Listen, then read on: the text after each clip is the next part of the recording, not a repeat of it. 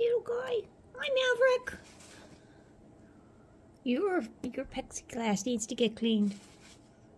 Your plexiglass. Hi, Niffler. Hello, boys. Oh, yes. Let's go in your room, huh?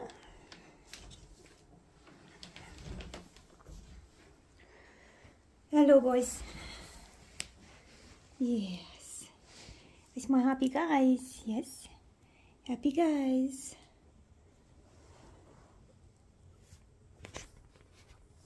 Yeah. Such a good boys. Such good boys.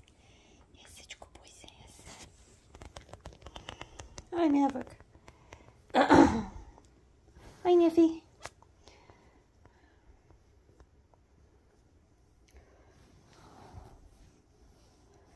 Yeah. Hi. Hello, happy boys. Hello, happy boys. The greatest experience is always just...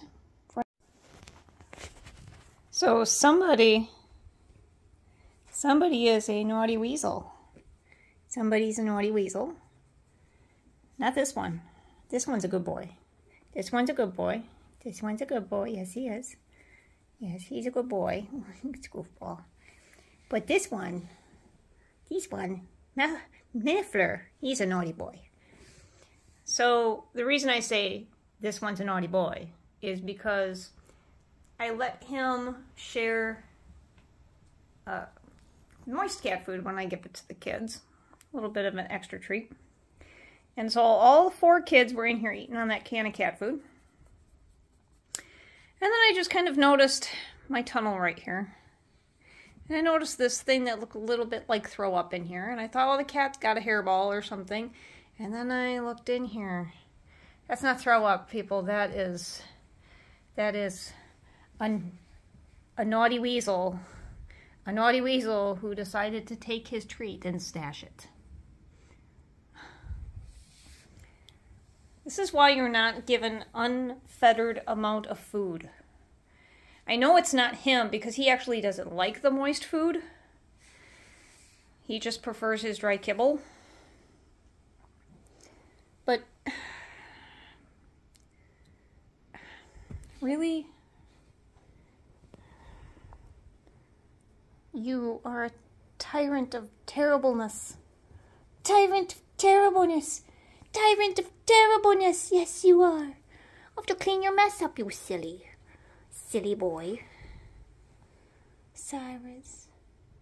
Tyrant of terribleness. Ow, ow, ow, ow, ow, ow, ow, ow.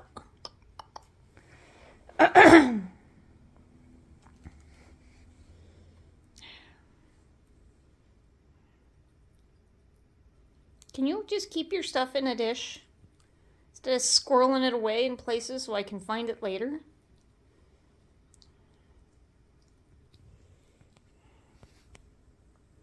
Come on. Well, eat it, you goof. No, don't hide it. Don't hide it. If you don't want to eat it, that's fine, but dude, stop hiding it. He is absolutely... Oh my god! Really? How much of that can of cat food did you freaking squirrel? Oh. Just eat it. This is why Brooklyn gets so angry with you when you get into her food. Because you do stupid shit. Oh. Get out of here. I gotta clean this mess up now. Oh. So, I found out what your brothers did with your cat food. So, I apologize for having exposed them to an undaunted amount of food that your brother decided to squirrel into weird places like the Kong tunnel and behind the door. And apparently was hell-bent for leather on making sure he emptied the entire can, when I know at least you will eat it. Could you ever forgive me? You are so cruel. Can I get forgivenesses? No? Maybe? Alright, well, from now on, you get the primary can, and then they just get a spoonful, okay? Way we were doing it. No unfettered access to a can of cat food. That's just wasteful. Does that work for you? Good deal. Shake on it. Good job. Good job. All right.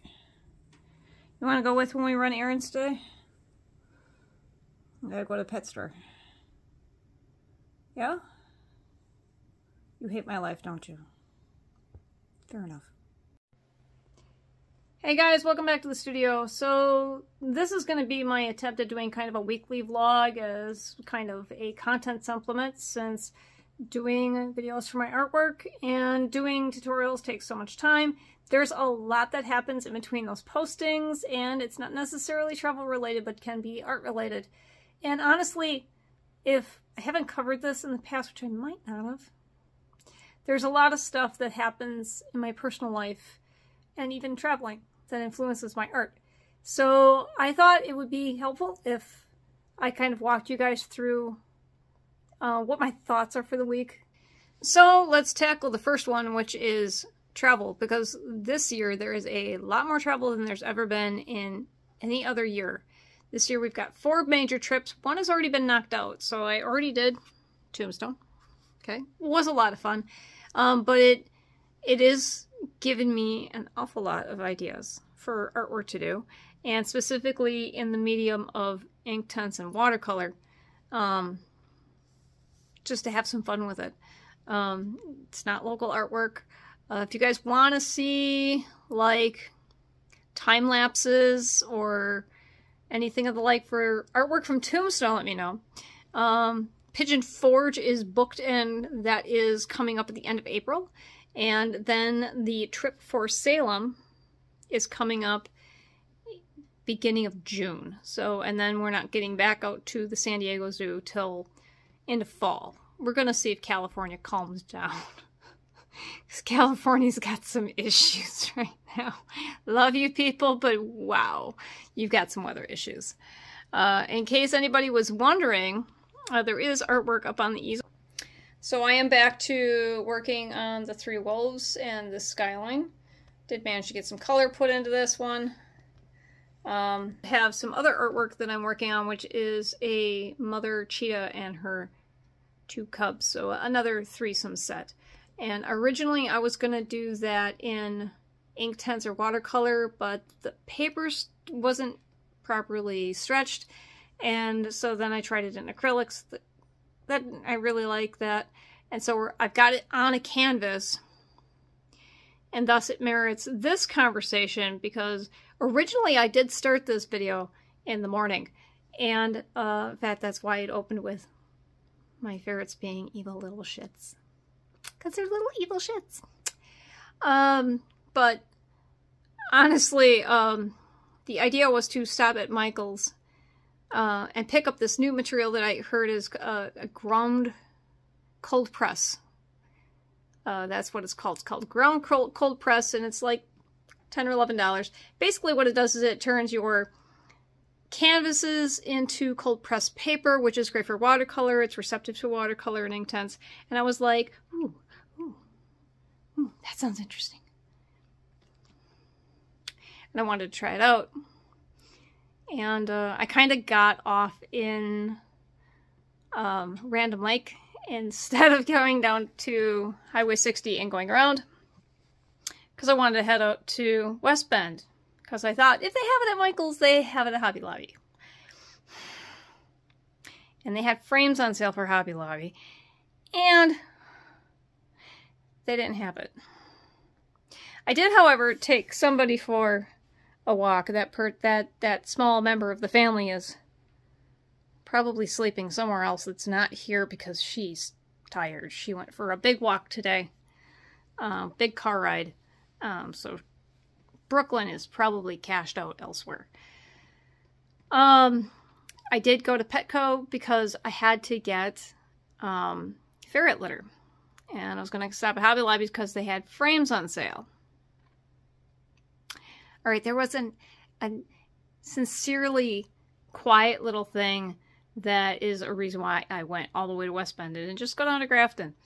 And that was because Petco has their arachnids on sale for 25% off. And I've been looking for a Mexican red knee, not a flame knee, not a flame leg or red leg, a specific species of tarantula. And they're the ones that they use in movies. They're generally, they get fairly sizable. They're really, really docile, and they're really, really brightly colored. Anybody who knows me knows I've been arachnophobic my whole freaking life. And thanks to, well, originally it was Exotic Layers, because I would go on there just to go, gah, gah, gah.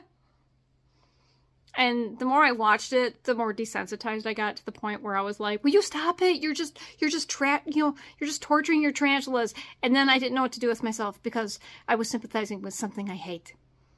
I really hate tarantulas. So I changed channels. I started watching The Dark Den, and I started watching Tarantula Collective and Tarantula Cat. Tarantula Cat is more about bragging about her tarantulas rather than being informative or doing a lot of B-roll with her tarantulas. So it's very much about wanting to get to know the content creator, not so much about the tarantulas. And I really needed some exposure therapy. In the last year, my exposure therapy has worn off. And now that's not to say that when a spider appears in my house, it's safe. Because it's definitely fucking not. If there is a yellow sac spider that appears in my house, it's gonna die. Because I've had bites from yellow sac spiders and they suck. And female yellow sac spiders suck donkey dirt. Because seriously, those things are aggressive. And there is nothing you can do to change their minds. They will just like, and they will just, until you squish them. And they will launch themselves off at you from the ceiling. Now, I have had pet wild spiders before. When I was living at the old place, there would be a register spider that would routinely build itself in the baseboard heating in the bathroom. And so I would wait for it to hatch or appear, make its little web, and then I would give it the same lecture that something else has gotten recently. And that is, I will check on you daily. I will do a head count, and if you are not where you are saying you're taking up residence, when I find you, you will die. And every morning I would go in, and I would use the only bathroom I have in my home, and I would knock on the register, and that little fuck would think that, there was food on the register because it was dumb. And it would come racing out, and it would look at me. Hi, what do you want? Cricket, cricket, cricket. No, no cricket. But I just want to make sure you're alive. You're where you belong. And inevitably, that fucker lived for 1.5 years. I was amazed. I gave him a name. His name was Brutus. Brutus the big black spider. And I was sad when he died. I didn't know how to feel about that. That's when I figured out my fucking feelings for arachnids were changing. But in the last year, those feelings have really kind of gone up, which is the reason why when I went to Tombstone, I actually went out looking for spiders, just because if I freaked out and it came charging out of its hole, I would have the option of running the fuck away or killing it. And it didn't cost me a whole lot. It was basically just walking through the desert. Knowing my luck, if I actually had encountered a tarantula in the wild, I probably would have ran into a fuck cactus. I'm not that graceful. I'm really not. And so right now, between me and another friend, there's bets about whether or not I'm going to go from painting horses to painting tarantulas. Tarantulas are complicated looking freaking creatures. Horses aren't. To me, horses are super basic. And the reason I bring this up is because there is a new resident to the studio. And it is not the Mexican redneck. The Mexican red leg that I wanted. It is, in fact, a Mexican red rump. Oh, she still hasn't moved. Understand, I needed a friend of mine. I have been looking, and I've been watching Tarantula Collective. I've really set my sights on getting this Mexican redleg, so I know a lot. I've now researched a lot about tarantulas and how to keep them, blah, blah, blah, blah, blah, blah, frickin' blah, okay? So much so that the person who I needed, when I had to rehouse it from the cup to the terrarium, I needed somebody to come help me in case she got spooky, and she's a female. She's a Mexican red rump, and I've named her Nagini because my dad hated snakes, and I'm not sure how far this thing is going to go. She's a female. Oh, she's about 3 inches. So John likes to call her a baby. I like to think she's kind of a sub-adult because she's not tiny. I mean, they had slings that were about this big that were Mexican flame knees. Again, close to the spider I wanted, but without being the spider I wanted. And since nobody had the spooter I wanted, yes, arachnophobic. Call it exposure therapy, people. Call it exposure therapy. Anyway, so since nobody had the spooter I wanted, and I've been looking without wanting to order one online because the temperature has been super, super erratic, and I didn't want to spend $80 on a shipped tarantula that was possibly going to show up dead.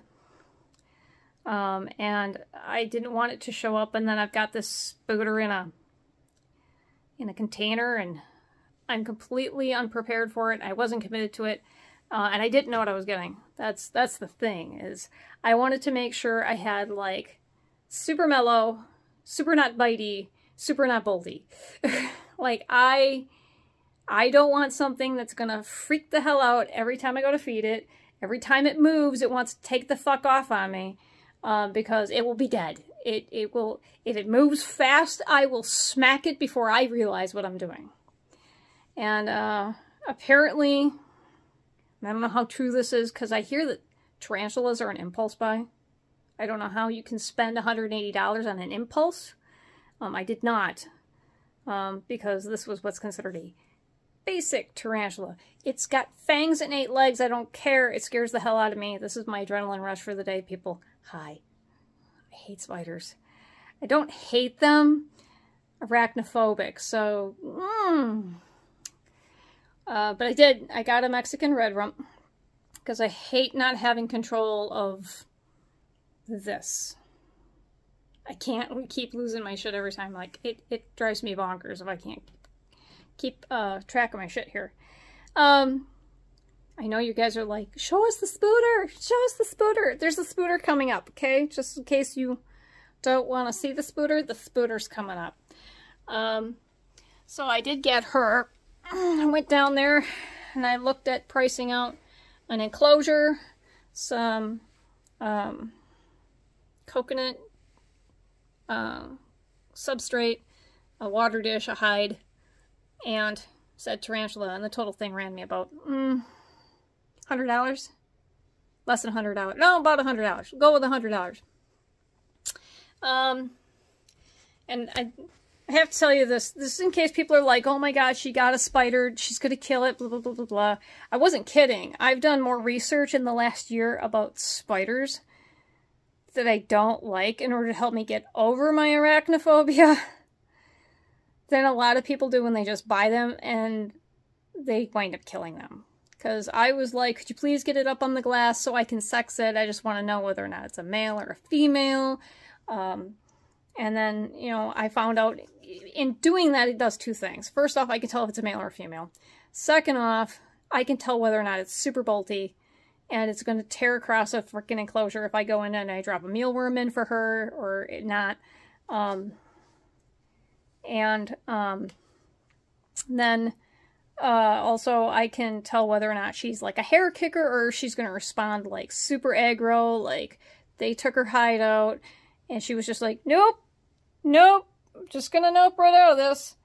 And but she didn't bolt and she didn't kick hairs, which was a huge plus. And then he scooched her over to the glass and we brought her up on the glass, and I can see her little things that normally you have to wait for a molt for, but she's hanging out on the glass, so I can tell she's a girl. Because, yes, my friend has had tarantulas for years, and he didn't know how to sex a tarantula. I have been watching tarantula videos for years, and now I know how to sex a tarantula. So yes, this is a female.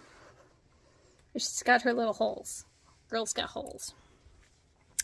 Also, she's not bolty. She's very, very mellow, and I brought her home.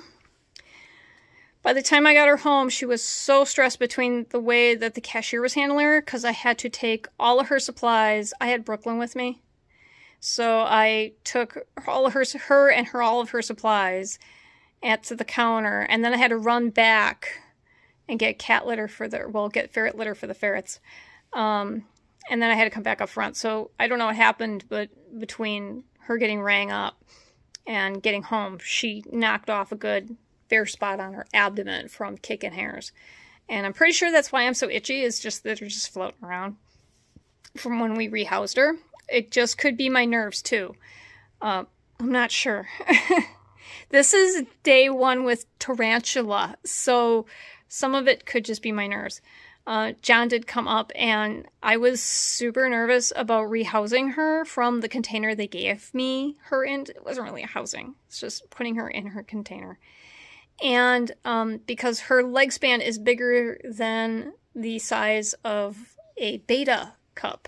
So if you go to a PetSmart or a Walmart or any place that sells betas, her leg span is bigger than that. So it's bigger than my hand. She's only like 3 or 4 inches. She's not that big. She's going to get bigger. She's going to need another terrarium. We're not that far yet, though. This is still day 1. Oh my god. So I had John come over, because if I cracked the lid and she got super bolty, that thing was going to go flying and the tarantula was going to be dead. And I don't want anything bad to happen to her. So I wanted somebody who was experienced and comfortable with handling tarantulas after we got her terrarium set up to come over and rehouse her. This is just her temporary thing. She's probably going to be in here for like a month and a half or 2 months until I'm comfortable and I get to know her. And she's got her hide. She is so comfortable she's not even gone in her hide yet, which is a little concerning because she should be in her hide. She should want to go in her hide. She's not. She's chilling on the outside. John says she's super, super mellow. She's super, super chill. And things will calm down in like a couple of days. And I was like, she's calm. She's not even fucking moving. And as long as she's not fucking moving, I'm fucking okay with it. Because this is going to take me a fuck minute. Tarantula? Okay. This is Nagini. So this is Nagini. And again, she's a female. Because you can see her little girl spot right there.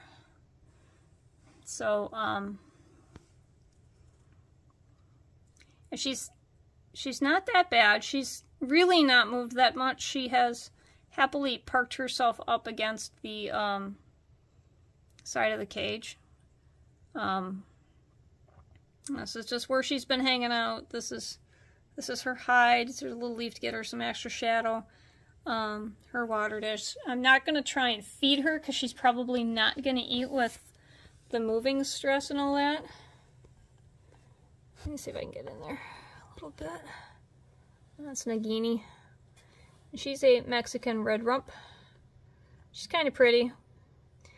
So to be fair, Nagini this is not a very big enclosure for Nagini. It's plenty big for right now, but this would be kind of like a temporary thing. Maybe for a spider that was smaller than her. But just so that we're clear, this is how much I don't want anything to happen to her, and it's not because she cost me $60 and the whole thing cost me $100.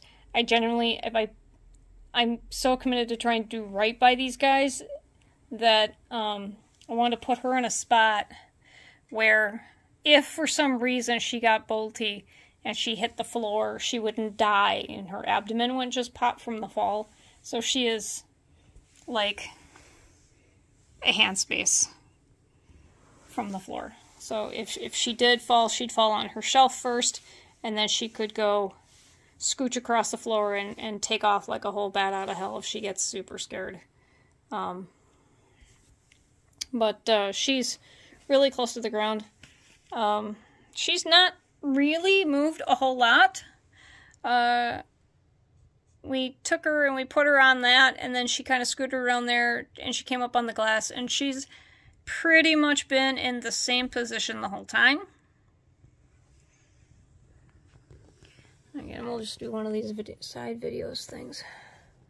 I don't know if she's going to be the kind of girl that's going to be out all the time or not. Females have a tendency of just being little homebodies. They don't like to meander around a lot. She has really not moved. She's gone from like an angle like this to like right here, and she hasn't moved. She's not in a very bright space. Back this up and I'll give you an idea how bright it is. So she's at the bottom of the shelf, so that she's good to go. And that's not a shelf that I really mess with a lot. I go past it, but I don't really mess with it. So I don't know when she's going to take to her hide, and then we will maybe never see her again. But this is Nagini, and we will see how far Nagini gets before Nagini scares the shit out of me, dies, or I get rid of her, or if everything just settles down so that she's a permanent resident in the studio. So that's the new housemate. And in the last couple of months, well, I've not been really doing many videos. I've been doing a lot of work, kind of getting myself back to square, as the phrase goes, and trying to figure out where everything was going wrong. One of the most deterring things is when you have a really nice big studio and things aren't going right. I mean, that will kill your mojo. So that computer kills my mojo. And I could say it kills my mojo because when there's software updates and then the software doesn't work the way I programmed it to do, it's really hard to do live streams. Which is why you guys haven't seen a live stream from me, other than that which was the nightmare live stream, where somebody informed me I had an audible loop going on. And then I actually tried recording a video. And, well, that's the snowball. My snowball mic that I got just for audio. And it's because when I'm recording with OBS, and for all of those who are actually, they use OBS, please feel free to tell me what the hell happened with OBS. Because whenever I use OBS, and I tell it to cut the audio off for, like, the two webcams so I can focus my audio through the snowball, it keeps all three audio mics open. And so that's how I get audio mic loops. And, without uninstalling and reinstalling all of that and resetting up all those scene changes, which took me 2 days, I don't know how to fix it. And nobody really watches the live streams, so it's becoming a non-priority to do live streams. Let me know in the comments if you want me to go back to doing live streams. Nobody really hits me up in the live streams, so I've not made it a priority. I've been trying to get myself back to square. So the live streaming and the tech-heavy part of the channel, that's hitting the back burner, because there are so many other things that I have let go since moving that it was time to get back to square. So the good news is that when I went and I did my last 2 days off, I did check out art show. And let me do this. So I went and checked out Art in the Berg on March 11th. Now, one of the things that I really wanted to do when I was in high school, pursuing my art career, which didn't get pursued, is I really wanted to vend in Cedarburg, because it's always been a very supportively artistic town. And vending at the festivals, when you're vending a lot of this, people don't want to walk down the street with that. I did check it out though, and there was a lot of people buying stuff, and the vending prices are really, really reasonable, especially since it's just a one-day show. I can definitely afford to take off one day in the middle of March to go do a show in Cedarburg, and hopefully I'll be able to break even. So the next several months, if not the next year, are going to be kind of building up a lot of small purchasable works so that I can get back into the vending gig. Yes, I know I jumped out of the vending gig because it's a lot of freaking work, and it really is. But honestly, it beats dealing with people that like to pretend like they're corralling cats. That was so irritating. I don't know that I'd ever do a co-op again. So that's the thing with the live streams. I don't know that it's going to be a thing that we're going to do. And doing art for these upcoming shows that I want to vend, one of the things that I looked at doing, one of the reasons I left the house, was to go get this ground watercolor paper stuff, which is supposed to turn anything you put it on into basically watercolor paper that will accept watercolor paint and, in fact, Inktense. Couldn't find it. I stopped at Michael's, or I stopped at Hobby Lobby instead of Michael's. They didn't have it. They did have their canvases on sale, and these are watercolor canvases for 40% off. So I picked up a bunch of these because they're nice and small, and I can play with these and do some really loose watercolors. And if you want me to do some of those on camera, I can do that. Much like the Fennec, so in Fennec style. That's kind of the style I'm going for. And we're going to try something else because these canvas panels, well, they're much tougher. I'd like to be able to use different grades of prismatic glitter if I do the glitter effect. And so I have some loose glitters that I bought over the holidays and such that I did not get rid of when we'll get into that in a minute. So I did get some all-purpose sealer because I'm going to try another technique with doing glitter application. So I did get a 5x7, an 8x10, and then a 8x8 for canvas panels. These are actually watercolor panels. Still hasn't moved. That I will probably make into something.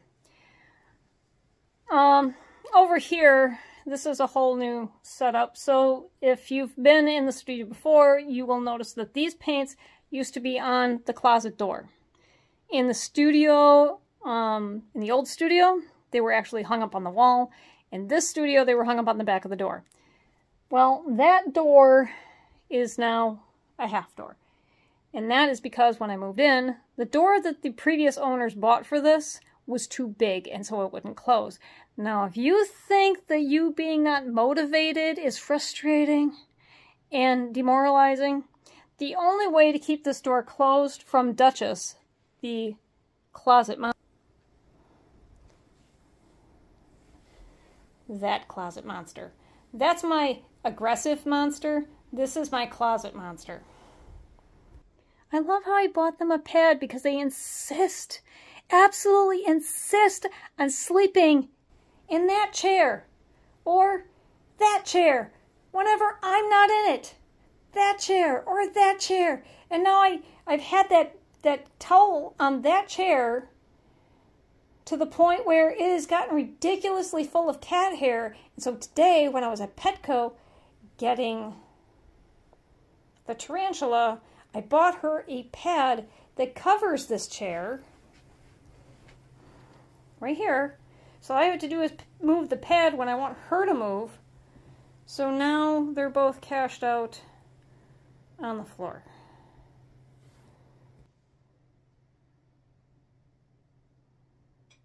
Cats. Anyway, so you have Brooklyn and you have Duchess.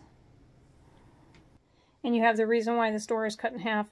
And it is Duchess that is the problem, because Brooklyn could care less. Brooklyn has grown up with me having a studio, and she's 6 now, so she doesn't really give a shit about what's in the closet. Duchess does. So let me introduce you to the joke of the day, and that is that this door had to have a foot in it so that the cat wouldn't pull it open, okay? Well, then you'd have, now those feet are meant for a solid wood floor or a stone floor or a flat floor. This is carpeting, so it never wanted to move. So I actually had to bend over, wiggle it out from underneath the door, push it to the side, open the door, go in the closet for whatever I needed, then come back, put the foot back in the door, and then go about my business. It was so frustrating to get in and out of this closet. I hated it.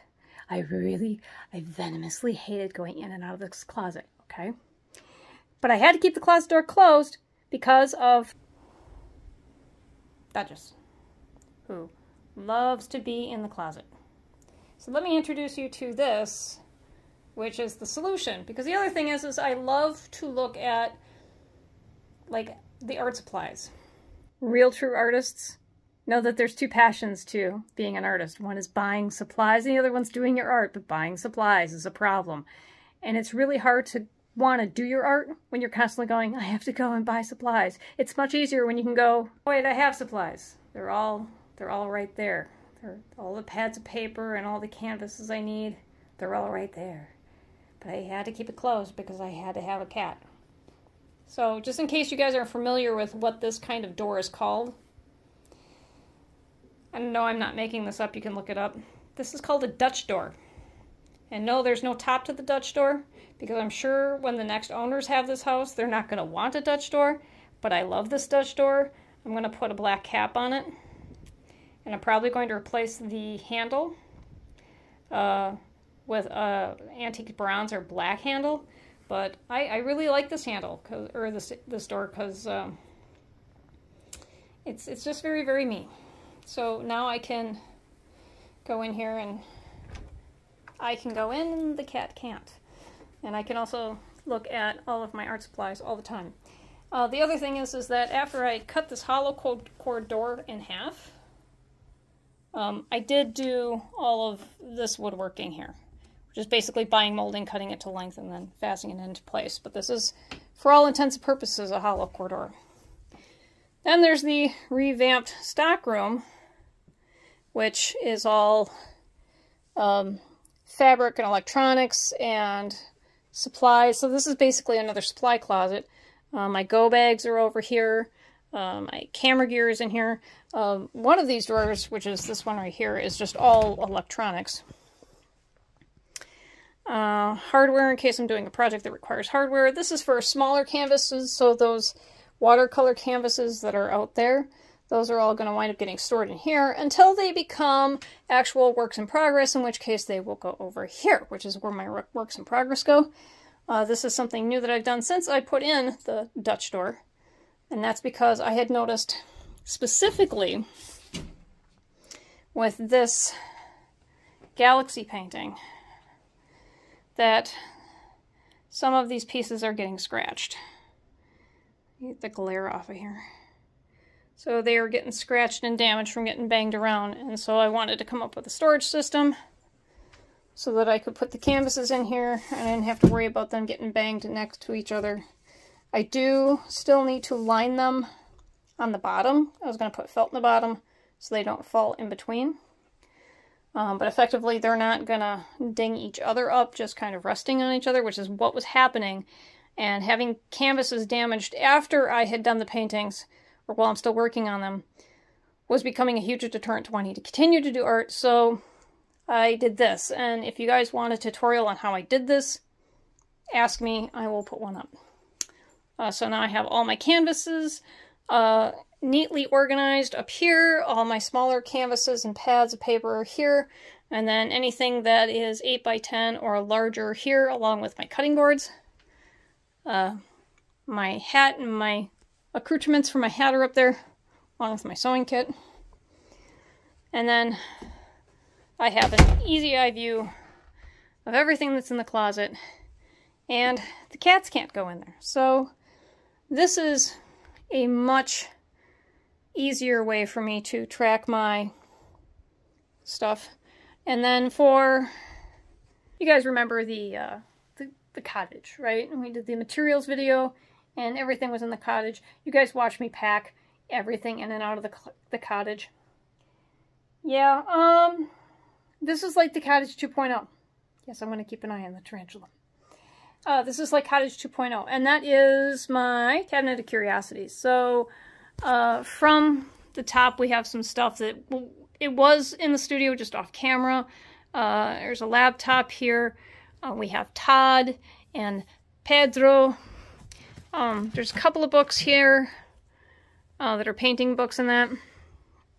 All of these drawers here are the same drawers that were in the old cabinet with essentially the same supplies. It's just that I took these outside and painted them a hammered bronze and this off-white cream color and then put labels on them. I haven't actually labeled them because honestly, with as much as I move stuff around in this, it just, I wanted it to have a consistent feel with these drawers over here, rather than for them to actually be labeled, because honestly, things move around so bloody much. And in case you're wondering what the hell is with the stars, there are stars on the ceiling. And I don't know if my phone is going to pick it up. I'd have to get this room a lot darker, and maybe I'll do it at the end of the video. But yes, there's stars in the ceiling. They glow blue. But I don't know that I'm going to put them in this video. It's mostly for when I'm just really out of it. My camera gear is right here in a box, and in case anybody wanted to know, this is the box that I use when I'm taking my camera gear on the road, and I put it in my check bag because this is a hardwood case and everything's padded on the inside, so that just goes in the bottom of my luggage. In here, to keep with the theme, are all the spray bottles of sealant and water repellent for projects. That is the planchette from my grandmother's Ouija board, which is downstairs. I thought this was kind of a nice touch, and eventually I would like to get some dark maroon dots to put up here to mark all the places I have been when I travel. This is kind of another supply closet, but kind of more decorative. So all of these rolls, well, except for this one, all of these rolls are different substance, like medias. One of these is going to be watercolor pencil. I don't remember without opening which ones are which. Some of these are watercolor pencils. Some of these are ink tints. Some of these are pastel pencils. And I cannot, pastel, watercolor, ink tints. I can't remember what the other one is. I will remember if I ever open them. I'm not going to do it right now. All my acrylic paints went from a modern plastic and canvas thing that hung over the door to in here. So I bought 2 of these and made it a kind of cabinet of curiosities so I can use it for my collectibles when I go out on trips.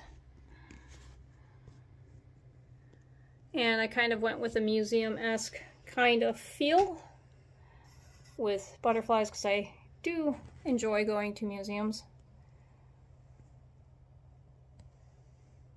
Originally, I was planning on doing some... Originally, I was planning on just kind of throwing them somewhere, but I really like to be able to take a look at stuff from a distance and keep an eye on it. And if you don't know this, your acrylic paints can expire. So me being able to categorically date and keep track of where my paints are, to me is kind of important, so that I know when I grab a tube of paint, I know whether or not it's good. I don't have to get the goops. The goops. Continuing on. This little tank here was a quarantine tank for a beta. She's since been put back in general population.